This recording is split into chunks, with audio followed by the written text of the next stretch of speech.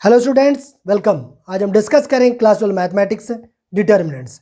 Determinants में discuss करेंगे application of determinants and matrices to solve the system of linear equations and check the consistency of the system of linear equations. इसमें सबसे पहले हम लोग देखते हैं what is a consistent system, inconsistent system. After that we will check solution of the linear equation using the inverse of a matrix. तो सबसे पहले हम लोग देखते हैं कि what is a consistent system. A system of linear equations is said to be consistent if its solution exist. If its solution exist, अगर solution exist करता है तो हम लोग बोलते हैं कि हमारा गिवन सिस्टम इज कंसिस्टेंट। अच्छा, अगर सॉल्यूशन एग्जिस्ट करता यानी उसके सॉल्यूशन निकलेंगे तो सॉल्यूशन कितने पॉसिबल हैं? वन और मैनी। क्या हुआ? Consistent system. A system of linear equation is said to be consistent if its solution exist. अगर सॉल्यूशन एग्जिस्ट करता है तो उसके सॉल्यूशन क्या हो सकते हैं? या तो वन होगा या फिर मैनी होंगे। ठीक है, तो आई थिंक क्लियर हो गया होगा कि कंसिस्टेंट सिस्टम क्या होता है। Next one, inconsistent system. Inconsistent system, a system of linear equations is said to be inconsistent if its solution does not exist. Solution does not exist.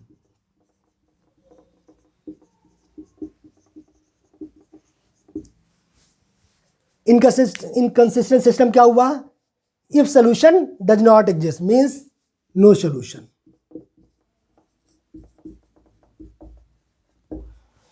तो clear हो गया कि इनकंसिस्टेंट सिस्टम क्या हो गया? A system of linear equations is said to be inconsistent if its solution does not exist. Solution does not exist का meaning क्या है? कोई भी सॉल्यूशन ना होगा, नो सॉल्यूशन। ठीक है, तो आई थिंक क्लियर हो गया होगा। कंसिस्टेंट सिस्टम क्या होगा? इनकंसिस्टेंट। कंसिस्टेंट सिस्टम में सॉल्यूशन होता है, क्या होता है? वन हो सकता है या फिर मैनी हो सकते हैं, वन और मैनी। और इसमें क्या होता है? नो सॉल्यूशन, कोई सॉल्यूशन ही नहीं मिलेगा। ठीक है, तो दो बात आप लोग क्लियर हो गई। अब नेक्स्ट हम लोग चेक करते हैं solution of the system of linear equations using inverse of a matrix. Let the system of linear equations, let linear equations a1x plus का b1y प्लस का c1z इक्वल टू d1, a2x प्लस का b2y plus का c2z equal to d2, a3x plus का b3y plus का c3z equal to d3। There are three equations and three variables. हम लोग क्या करेंगे? इसको सॉल्व करना है। नॉर्मली हम लोग इसको सॉल्व कर लेते हैं, ठीक है, बट हम यहाँ पे देखेंगे using the determinant matrices, inverse of a matrix, right. Solution of the linear equation using the inverse of a matrix. तो सबसे पहले इसमें लोग क्या फाइंड करते हैं? सबसे पहले हम लोग इसमें फाइंड करते हैं कोएफिशिएंट मैट्रिक्स, कोएफिशिएंट मैट्रिक्स। और हम लोग इसको जनरली डिनोट करते हैं ए से। ए इक्वल हम करते क्या है? जो इसके कोएफिशिएंट होते हैं एक्स वाई जेड के, उनको रख लेते हैं। क्या है? a1 b1 c1, a2 b2 c2, a3 b3 c3। जी हमारी आ गई कोएफिशिएंट मैट्रिक्स। अच्छा, ऊपर के हटा देते हैं, ठीक है।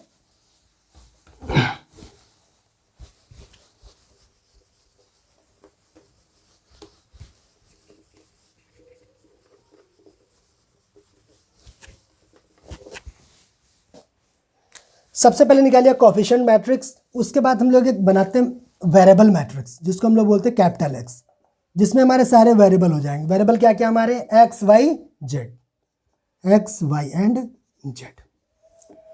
एक मैट्रिक्स और बनानी पड़ेगी जिसमें हमें कांस्टेंट रखने पड़ेंगे, d1 d2 d3। इसको कह दिया मैट्रिक्स बी, और इसमें सारे कांस्टेंट रख दिया, d1 d2 एंड d3। ठीक है, अब इसको हटा देते हैं।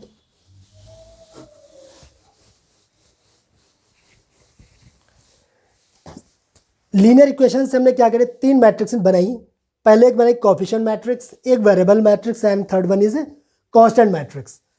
अच्छा, इन इक्वेशंस को हम लोग मैट्रिक्स फॉर्म में कैसे लिख सकते हैं जो हमने लेट किया, A X equal to B. Check कर लेते हैं। हमने क्या कर दिया, पहले लिखा coefficient matrix into variable matrix equal to B. अच्छा, इसमें अगर हम वैल्यू रख दें, ए की वैल्यू कोफिशिएंट मैट्रिक्स की यहाँ पे वैल्यू रख दें,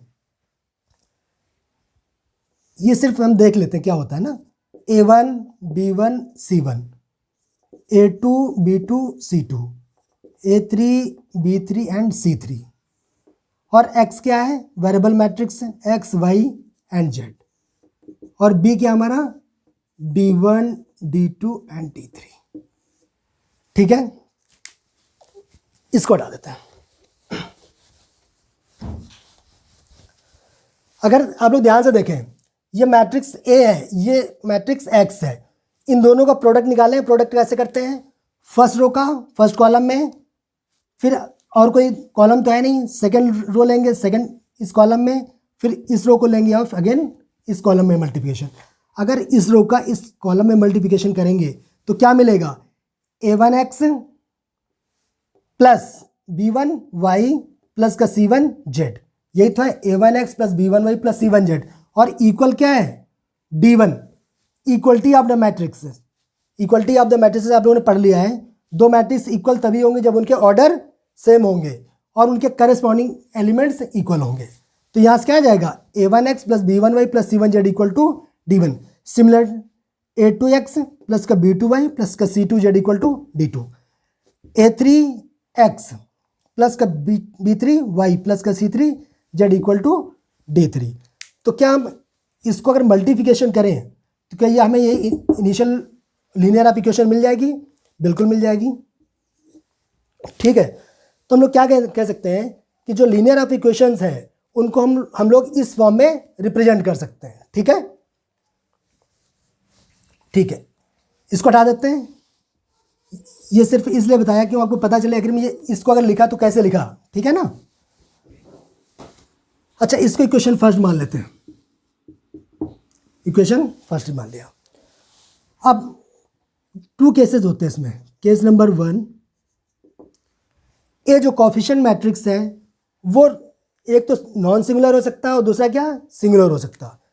तो पहला केस ले रहे हैं, if matrix A is a non singular matrix.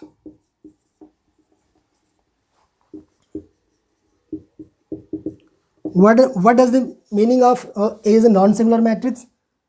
That means determinant A does not equal to 0.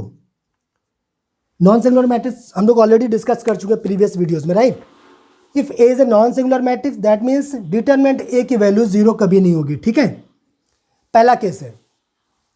अगर डिटरमिनेंट A की वैल्यू 0 नहीं होगी तो इसका मतलब इन्वर्स एग्जिस्ट करेगा। क्यों, इन्वर्स हम लोग याद है कि ए इन्वर्स कैसे निकालते थे, A inverse equal to 1 upon determinant A into adjoint A, यही तो होता था। ठीक है, जिसमें हम लोग बोलते थे कि determinant A does not equal to 0। ठीक है, ये ऑलरेडी हम डिस्कस कर चुके हैं। इसका मतलब ये होगा कि इसमें इन्वर्स एग्जिस्ट करेगा। तो ठीक है, यहाँ से क्या है, ए एक्स इक्वल टू बी। अगर इन्वर्स एग्जिस्ट करेगा तो इन्वर्स का मल्टीप्लिकेशन कर सकते हैं। तो प्री मल्टीप्लिकेशन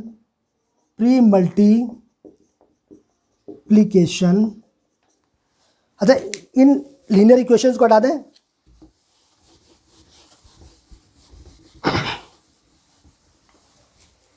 प्री मल्टीप्लिकेशन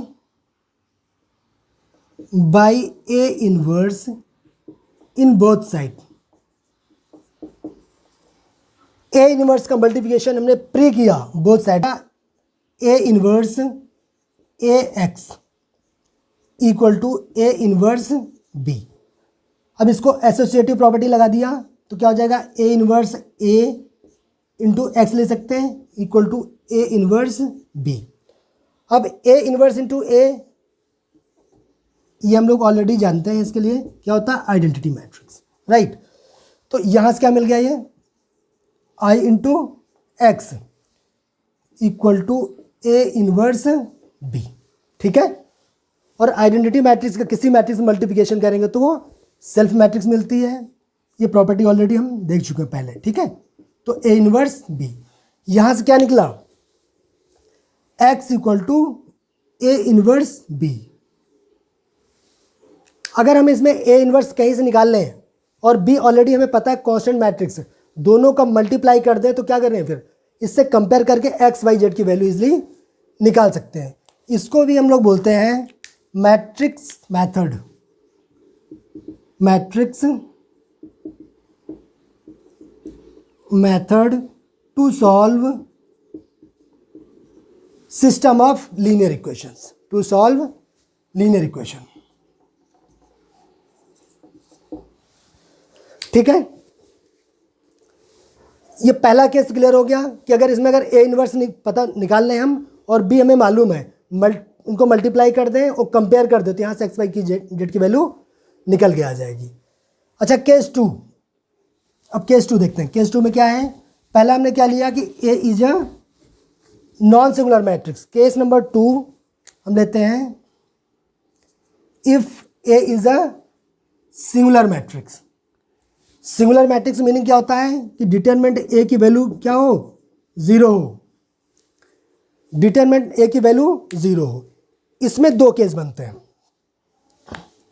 इसमें भी दो केस बनते हैं, लेकिन इसके सबसे पहले हम लोग फाइंड करेंगे, कैलकुलेट कर लेते हैं। सबसे पहले calculate adjoint A into B, सबसे पहले हम लोग ये कैलकुलेट कर लेते हैं।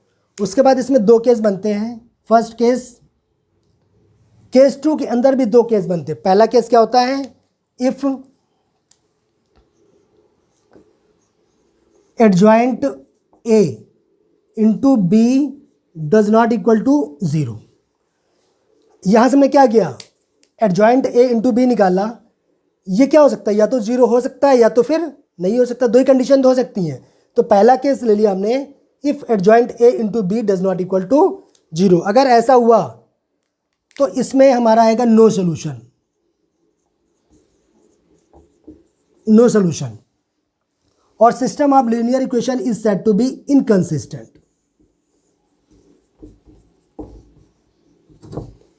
क्लियर हुआ। केस टू में क्या हुआ, if A is a singular matrix, तो हमने बोला क्या होता है सिंगुलर मैट्रिक्स, डिटरमिनेंट एक वैल्यू जीरो होगी।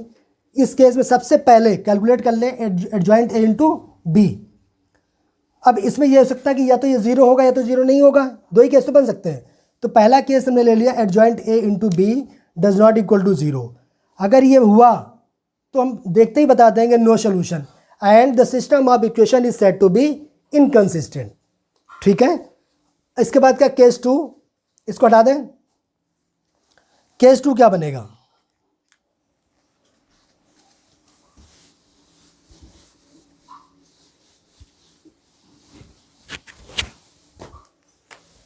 Second case, if adjoint A into B equal zero. यहां पे बना था नॉट इक्वल टू जीरो, ये केस ले लिया इक्वल टू जीरो। अगर ऐसा होगा तो दो केस इसमें बनते हैं, इधर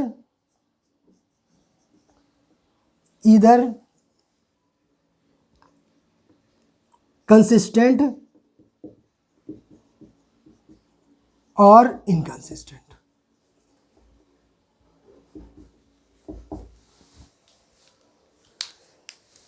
if adjoint A into B equal to zero हुआ तो हमारा केस बनता है इधर कंसिस्टेंट और इनकंसिस्टेंट। मीन्स या तो हमारा सोल्यूशन कंसिस्टेंट होगा या फिर इनकंसिस्टेंट, बोथ हो सकते हैं। इफ कंसिस्टेंट, अगर ये कंसिस्टेंट हुआ, अगर कंसिस्टेंट हुआ तो ये इसमें मैनी सोल्यूशन हो गए, मैनी सोल्यूशन। और अगर इनकंसिस्टेंट हुआ तो इसमें आता नो सोल्यूशन, ठीक है। क्लियर हो गई वाली बात कि अगर एडजॉइंट ए इंटू बी निकाला इक्वल जीरो हो गया तो इसमें दो केसेस बनेंगे, कुछ भी हो सकता है। इट मे बी कंसिस्टेंट और इनकंसिस्टेंट। अगर कंसिस्टेंट होगा तो ये कंफर्म है कि इसमें मैनी सोल्यूशन होंगे, वन सोल्यूशन तो नहीं होगा। और अगर इनकंसिस्टेंट हुआ तो उसमें आएगा नो सोल्यूशन, ठीक है। इसका कॉन्सेप्ट कंप्लीट हो गया है इस एक्सरसाइज का। तो आप लोग इसके क्वेश्चन लगाइए और इसके जो भी डाउट हो प्लीज़ उन्हें कमेंट करिए, सो दैट उसको नेक्स्ट वीडियो में सॉल्व करके और उसमें डिटेल में डिस्कशन कर सकते हैं। ठीक है, चलिए ठीक है, थैंक यू।